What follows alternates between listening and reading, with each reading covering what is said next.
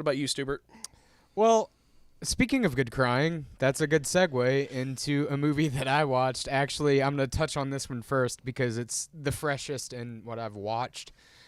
Let me check and see if it came out. It was either look it up for you? Yeah, it was either 2017 or 2018. Mother. Oh. The Darren Aronofsky movie. That's right. Which, I have not seen it, but I've heard of it. Yeah, I've heard that I've heard people say it's either really fucking good, It's or polarizing. or they fucking hate it. Came out in 2017. Okay, yeah, that's a movie of 2017, but man, it's the You wanna watch the trailer? The pacing of it is before I talk about this, so have you just heard about it? I mean, or? I've seen it on I've seen trailers. I've seen it to where I could watch it. I just haven't been in the mood to watch it. Are you okay with spoilers for this movie? How spoilery? Well, a movie with a plot like this, even if you spoil it, it's so intense and crazy. Because, okay, my view on I have an interesting view on spoilers in general. That is, if a movie is good enough, they can sit there and spoil the entire thing. But if it's good enough, I still want to go back and see exactly how everything unfolds. Okay, so is it going to be a Usual Suspects type spoiler or no? No, not Okay, like. so not it's like, not gonna be like honestly, twist blow my mind type thing. No. Okay. it's surreal. It's very much in the style of like David Lynch or those movies that if I tell you exactly what happens, you probably won't understand exactly what happened. Yeah. Okay. It's surrealism. It's so allegorical. Well, you know what? Let's go ahead. But I'm gonna take one guess at what the spoiler is. What is it? She is the mother. Maury, can we get verification? You are the mother. It's actually her Spoiler husband. alert. Her husband is the mother. It's the big reveal at the end when That's like a psycho reveal. she's pregnant the entire hour and 45 minutes of this movie. She's pregnant, and they're preparing for it. They're getting the bed ready, and then he was the guy who was in Skyfall. Yeah, you're talking about Daniel Craig? No, Javier Bardem. Yeah, Javier. Ooh, yeah, that man. He thinks his wife is pregnant, and at the end, he just shoots a baby out of his dick, and it's fucking crazy. Does he really? No, that's not what happened at all. I was like, oh, It wow. I don't remember reading that part in the spoilers. It was a play on how the movie is called Mother, and she is with child. But You're playing the long con here. I was like, usually I have to wait 5. Like when somebody's like, hey, this is a spoiler, or if I come across one, I was like, I'm gonna wait a long time to actually watch this, so I forget about this until it's only. I've done the same reminiscent. thing. Yes. And then if I would have been fucking mad, I would have hunted you down. If I got to the end of the movie, There's no baby coming out of his dick. I was like, what is this? Well, Go for it, man. okay, so a little bit of backstory about the way that this movie was made and written is it was written in a fever dream by Darren Aronofsky, who did Requiem for a Dream. He's done the movie Pi. He's done The Fountain, which is a wonderful movie. I love that movie. I love all of his. Black Swan is another one. You just listed off a bunch of movies that people have been telling me to watch, and I just realized that the same guy has done these, and I haven't watched any and of them. they're all very even. Maybe not so much Pi because it was a black and white shot in film, low budget movie. So it's a comedy like Clerks. No, it's not a comedy. It's about a mathematician who's going insane. Oh, Pi? Like yeah. Beautiful Mind? Oh, I haven't seen that one. Yeah, it's really good, but even Requiem for a Dream, which was his second motion picture, is so beautifully and interestingly shot. That movie is about heroin addicts, and every time that they use it, there's interesting shots of the way that their body and physicality reacts to the drug, like their pupils dilating, and it's just. It's insane. The soundtracks are all done by a gentleman named Clint Mansell, who's a really good composer. Oh, yeah. And if you've seen anything dramatic on YouTube, you have heard this song. The Lux Eterna.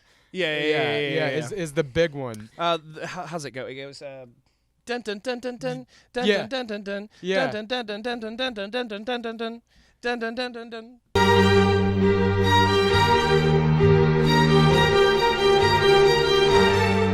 Dun dun dun dun dun.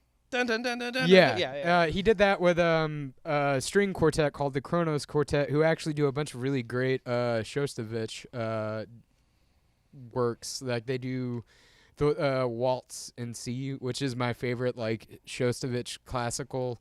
Not to go too off topic, but that's a nerd.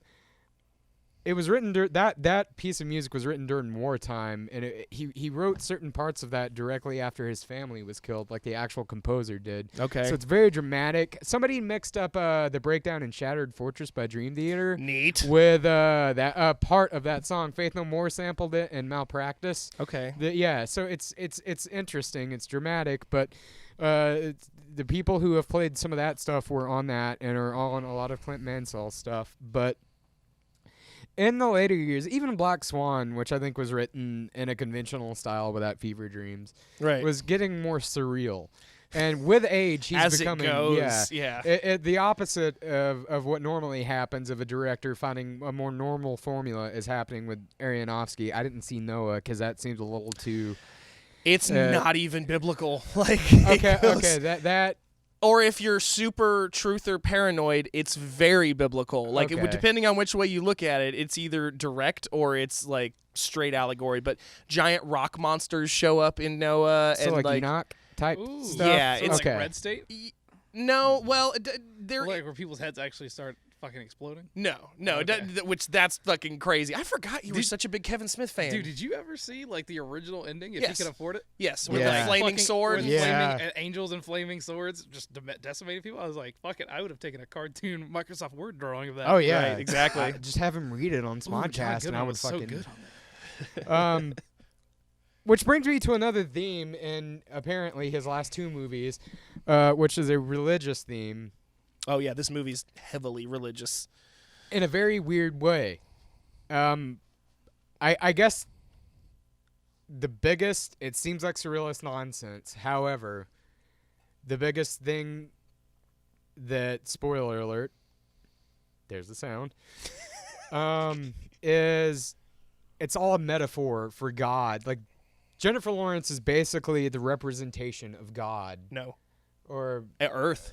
That's kind of, well, I've heard different interpretations, but well, because of her with child, and she's like Mother Earth, and Javier Bardem is supposed to be like God, kind of in a way.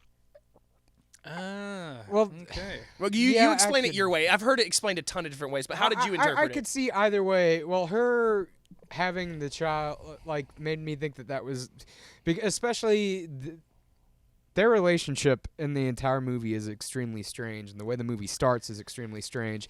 It starts off with it's just a couple in a house that it looks like they're renovating, and this man who is Ed Harris Ooh, shows up. love it. And you don't know why he's there, and there's some strange things going on. And the next day, his wife shows up, and it keeps getting more bizarre in terms of the way that the couple are acting. It's like a house party getting out of control. And the way her husband is acting about them being there too is extremely, extremely strange, because she's sort of telling them to, like, why are these people here?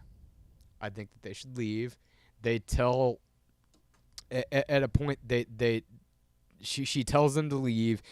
A bunch of weird surreal stuff happens in between there, and the last 45 minutes of the movie, I will spoil one factor about it because it's extremely controversial, and I wasn't expecting this. I don't mind disturbing things like Lars von Trier and movies like that. Oh, it's the guy who did what was it? Antichrist. Nymphomaniac, Yeah. Antichrist. Yeah, I don't mind things like that. However, I was not prepared for. He also played the pie in Too Many Cooks. Yeah, it's there. So the baby is born in a very strange circumstance that I won't spoil because it's a part of the last 45 minutes of the movie that are so. It's a sensory overload more than anything. That so much was happening so quickly at the same time that it's a lot to take in. And by the time the baby is born, I am like exhausted from watching this because it's so much, so quick. and the baby is sacrificed, and the way it's shot is I don't even know how to the sound, and it's so bizarre the way it's shot. They eat the baby, don't they? Yeah, but essentially the baby is being carried through a crowd of people, and Jennifer Lawrence is chasing her son, like screaming for the son, at which point you hear a snap. You hear the baby's neck snap. And the crying of the baby stops. Oh my God. And this goes back to the crying thing, where her performance in this entire scene and how everything unfolds for this, especially the last 15 minutes or so of the movie, is chilling. Like, her ability to portray distress and anger and sadness, I enjoyed her acting a lot, but this was such a good performance. But she goes through the crowd, and there is a ripped apart corpse of this baby that everybody around her is eating like it's the body of Christ, and they keep talking about it like it's Christ. They talk about this newborn child as if it's Christ. And from there, that's about all I want to reveal as to the ending. And there's little factors about. Spoiler alert. Well, no, there is a lot of factors, and something kind of turns around full circle in the movie that it's definitely worth watching, especially because I don't even know where to begin in the way that it's a sensory overload. I don't know how to describe a lot of people, a lot of violence, a lot of things happening at once. It's just insane.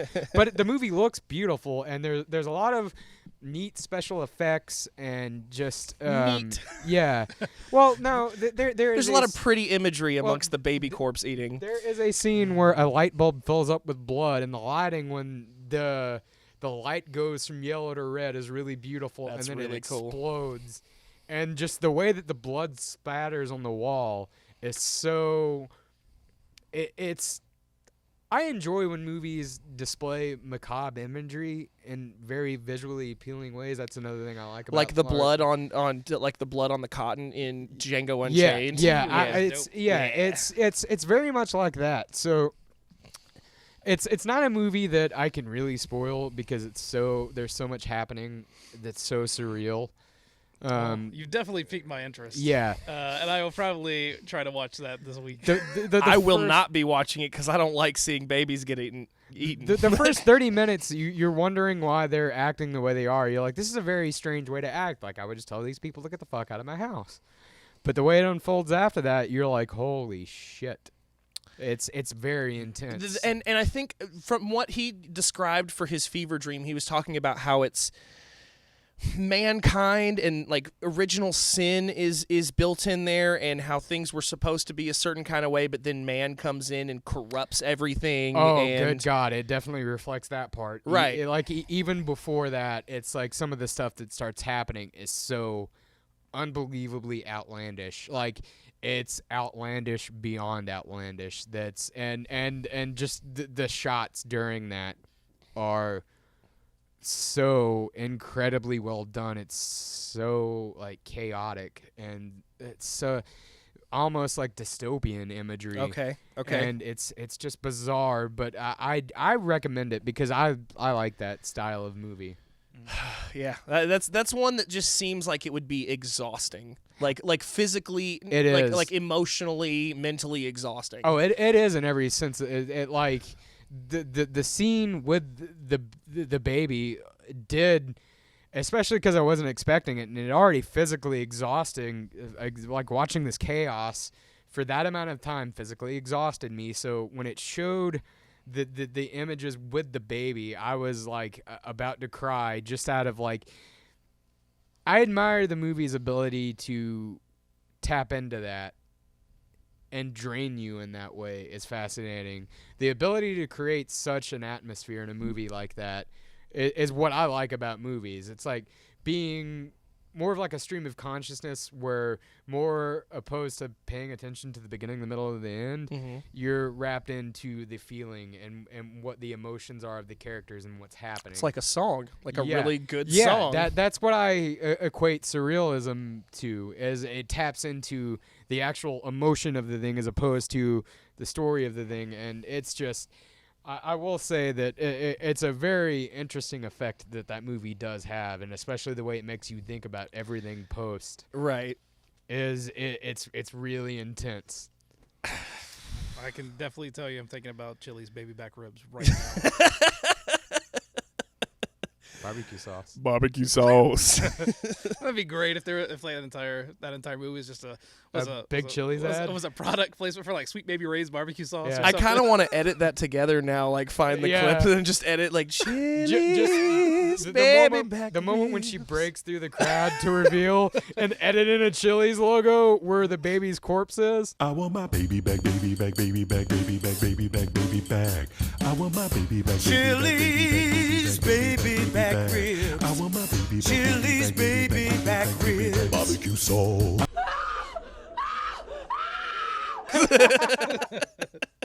That's horrible.